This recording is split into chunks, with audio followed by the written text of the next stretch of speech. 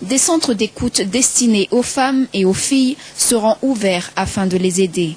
Elles pourront s'y confier, selon la ministre de la Population Nadine Ramarson, présente à cette grande célébration. Mais comment le 25 novembre est-il devenu la journée internationale de lutte contre les violences à l'égard de la femme? L'histoire remonte au 25 novembre 1960 en République dominicaine. 3 femmes, les sœurs Mirabal, ont été tuées par la police sur ordre du dictateur Rafael Leonidas.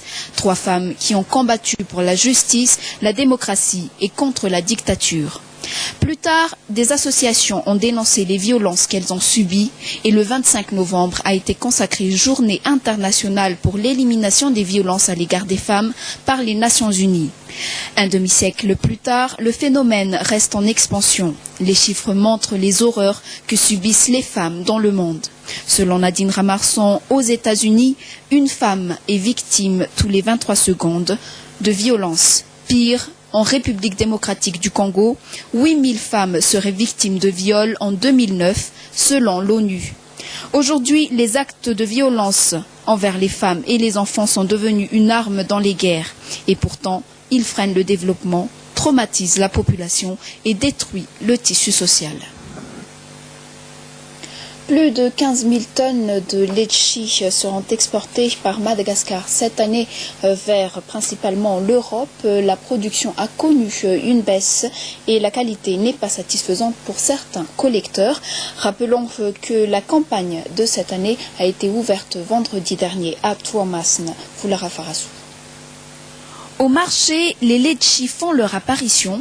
La campagne a débuté le 26 novembre dernier à Tuamasne. La collecte concerne principalement le nord et le sud des régions Est et Analandrou. Cette année, la production a baissé faute de pluie. L'insuffisance des pluies a eu des impacts non seulement sur la quantité de la production, mais aussi sur la qualité de la récolte. Les fruits ne sont pas assez mûrs et n'ont pas le volume exigé par les normes d'exportation, situation qui a découragé les collecteurs. Les exportateurs ont dû fixer le volume à 28 mm au lieu de 30 mm comme auparavant. Selon eux, les objectifs ont été atteints quant à l'exportation. 15 750 tonnes qui seront acheminées vers l'Europe, le principal importateur de litchi de Madagascar. Chez les producteurs, le panier se vend à 5 000 ariars environ. Les exportateurs les reprennent à 600 ariars le kilo. À la veille de la journée mondiale des volontaires, Antananarivo se mobilise pour cette célébration. Tout est fin prêt selon un point de presse organisé ce matin à l'Alliance française. Nous écoutons la chargée du programme volontaire des Nations Unies. Une tradition au niveau mondial, la célébration début décembre de la journée des volontaires, l'objet même du point de presse de ce matin à l'Alliance française. La journée internationale des volontaires est célébrée chaque année, donc la date officielle c'est le 5 décembre, on la fêtera cette année le 4 décembre puisque le 5 c'est un janvier. Donc nous sommes 13 organisations qui se sont mobilisées depuis le mois d'août pour organiser cette journée. Donc ils se sont répartis en différents groupes. Donc il y avait le groupe animation, le groupe mise en réseau communication et le groupe action concrète. Quel sera le point fort de la célébration? Donc le point fort de la célébration, je pense que ce sera le salon des organisations qui impliquent des volontaires justement. Ce sera l'occasion de présenter un petit peu la diversité, l'étendue et la profondeur du volontariat à Madagascar. Et puis après, il y aura aussi des actions concrètes. Donc avec à 8h commencera l'action de salubrité au niveau sur l'axe de l'immeuble FIA jusqu'à l'Alliance française. Ensuite, il y aura des actions sur le lavage des mains. Donc on va continuer la campagne de sensibilisation pour le lavage des mains à Madagascar. Et puis ensuite, il y aura des actions de don du sang en partenariat avec le Centre national de la transfusion sanguine et des actions de dépistage et counseling VIH-Sida. Qu'est-ce que vous attendez des médias?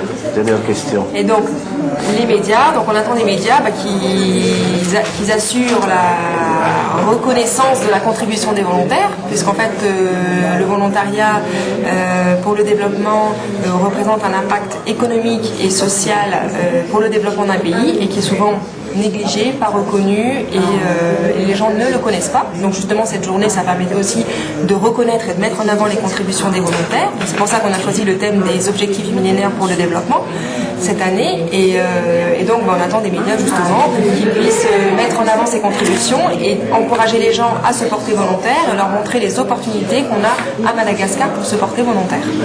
En fait, comme ma collègue vient de le dire, la GIV a demandé les efforts conjoints de plusieurs associations internationales et malgaches qui travaillent avec les volontaires. Et cette année, on a eu la chance d'avoir une équipe très motivée qui a bien travaillé ensemble. Et à une semaine de la journée, on peut dire heureusement que tout est prêt. Nous sommes prêts pour vous accueillir les 4 décembre à l'Alliance française pour la Journée internationale des volontaires. Rendez-vous le 4 de ce mois à l'Alliance française où se tiendra une vaste exposition sur le volontariat au niveau mondial. Elle roule pour le développement durable et la préservation de la nature. C'est l'équipe d'Anjiakutu Ratuzamanan. Reportage de Jean-Aimé Rambelson. Parmi les artistes ayant animé la soirée TEDx Antananarivo, Jenny Raharivula, artiste engagé. Quant au programme proprement dit, il a été initié par Anjiakutu Ratuzamanan, TED Fellow à Arusha en Tanzanie en 2007, TED Fellow à Long Beach, Californie en 2009 aux États-Unis d'Amérique. Au menu, le développement durable et par extension, la préservation de la biodiversité. Thème développé par Désiré Rabar, éminent scientifique, de la réserve naturelle d'Antanitiambu d'Andapa, non loin du parc national de Marudzi. Il a reçu le Psychology Prize 2010 pour consacrer ses actions. Le néerlandais Adrian Mol, pour sa part, entrepreneur social, fondateur de surcroît de Tough Stuff, il a lancé l'énergie solaire à travers la vente d'appareils.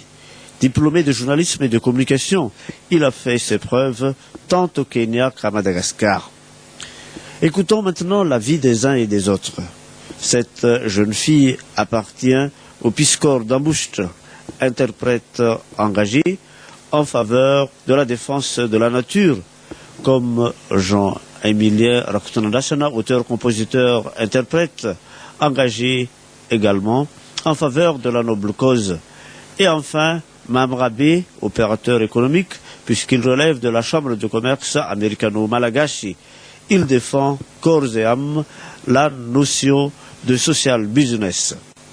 Écoutons maintenant, pour couronner le tout, le talent de Jenny Raharivula, qui a su marier l'art culinaire et la chanson.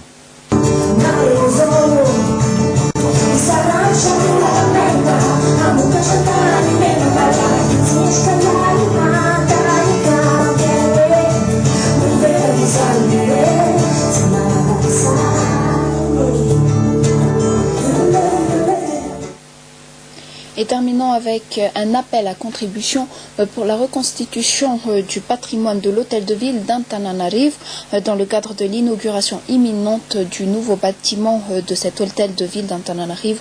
Un appel à contribution est lancé à l'endroit de ceux qui pourraient détenir une partie du patrimoine, meubles, bibelots et divers objets, pièces de collecte, archives photographiques liées à l'histoire de l'hôtel de ville, incendié en 1972. À cette fin, veuillez vous adresser au bureau du secrétaire général du ministère de la Culture et du Patrimoine, au bâtiment de la Bibliothèque nationale à Anoussi à partir du 30 novembre 2010, de 8h30 à 16h. Le comité d'organisation compte sur le sens élevé de votre patriotisme et vous remercie déjà de votre participation et de votre précieuse collaboration. Et c'est la fin de cette édition. Merci de l'avoir suivi. Bonne soirée à tous. Au revoir.